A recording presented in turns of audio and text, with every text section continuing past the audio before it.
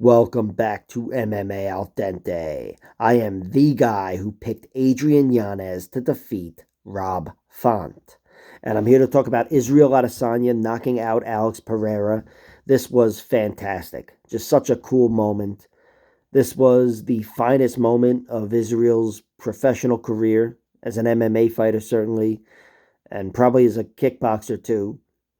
And this was probably the greatest moment of his entire fucking life, which is saying something. I mean, it's like the fifth greatest moment of my life, but I'm fucking pathetic. He's already achieved greatness, and I think he got even greater with this victory. This was such a great knockout. The knockout itself, I think, is an old timer, but considering all the circumstances and all the context, this was, man, it was a sight to behold.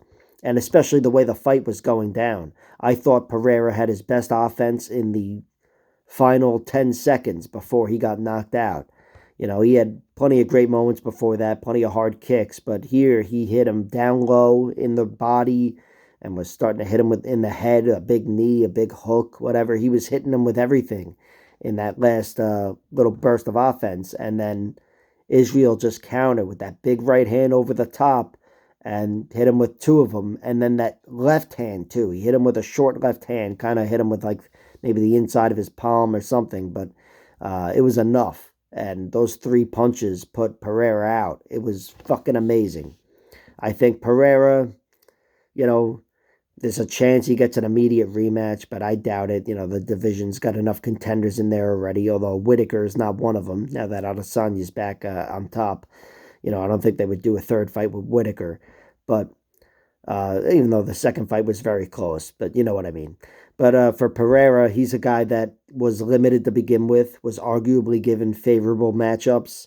And I'm not trying to knock him, especially once he lost. I don't want to be one of these guys just shitting all over him. But I do think, generally speaking, he's got a hard time getting to the title if he has to fight, everybody instead of Michaelitis and a few strikers. He's going to be tested in more ways than one. And now he's a guy who's 35, probably will be 36 by the time he fights next. And he's been knocked out badly in his last fight. So, regardless of what happens with him, though, let me say Pereira, he achieved greatness. What he did was exceptional. I mean, in November of 2021, he makes his debut in the UFC with such little experience.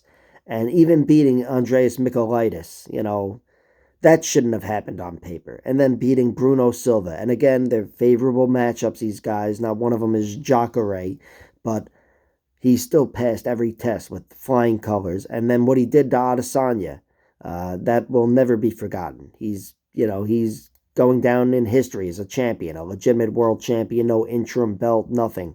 And he did it in a year, pretty much, 15 months or something. But yeah, I think his time has come to an end. I don't envision him being the champion again. I still am excited to see him fight, but I do think he's a guy who was always kind of vulnerable on his feet anyway, especially with these 4-ounce gloves. And now, I don't know. I think he's less durable moving forward, certainly, and also might get tested on the ground like he probably should have been before reaching a title shot. So altogether, well, whatever the future has in store for him, he's a guy that's nobody can take away his championship, and he beat Israel Adesanya, who's one of the best, if not the best middleweight of all time to do it. So just a fucking epic career, no matter how it plays out. He can never win another fight again, and he already achieved greatness. But Israel Adesanya, he is now a two-time champion. He's got 2 losses in MMA, avenged one of them. The other one was a narrow decision, although clear decision in my opinion, to the champion at 205. So he's, he's like got a damn near perfect resume. And yeah, getting this win over Alex Pereira, it's kind of like the Pacquiao-Marquez rivalry in boxing. I think Marquez went 1-2-1 against Manny Pacquiao. Many people would argue that he won the rivalry.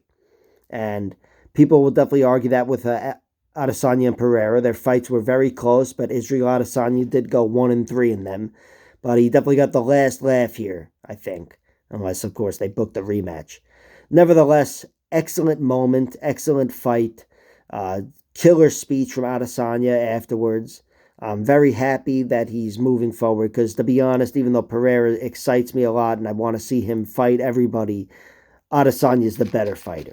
In MMA, he's the better fighter. And look, MMA is the king of fighting. This is fucking Mortal Kombat. Kickboxing is kickboxing. It's limited.